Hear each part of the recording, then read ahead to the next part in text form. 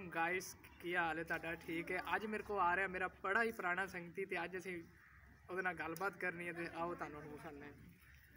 अस्सलाम वालेकुम जनाब, की हाल चाल है? की हाल है भाईजान? खैर करम अल्लाह, तुसीं सुनाओ? शुक्र है मालिक। आओ भाईजान, बैठो बैठो, मेहमान हो तुसीं साडे।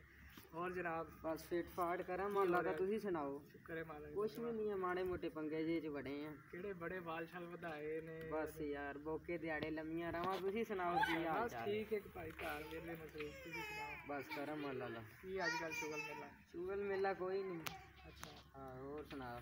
कारोबार दी सुनाओ? कारोबार ठीक? कारोबार सूरज सर्दी इन्नी रही है, सूरज निकलिया कोई नहीं, कारोबार सारे दे कोई नहीं है, मजदूरियां है कोई नहीं, सही हो गया निजाम ये होया पिया। होर तुसीं सुनाओ? अच्छा जी, ਤੁਹਾਡੇ ਟਰੱਕ ਦਾ ਕਿਵੇਂ ਕੰਮ ਚੱਲ ਰਿਹਾ? ਸਾਡਾ ਟਰੱਕ ਤੇ ਬੋਕੇ ਦਿਹਾੜੇ। ਹੁਣ ਤੈਨੂੰ ਗੱਲ ਸੁਣਾਵਾਂ ਟਰੱਕ ਦੀ। ਇੱਕ ਦੋ ਭਰਾ ਸੀ, ਜਿਵੇਂ ਮਤਲਬ ਹੁਣ ਤੈਨੂੰ ਗੁਰਬਤ ਦੀ ਇੱਕ ਕਹਾਣੀ ਸੁਣਾਉਣਾ।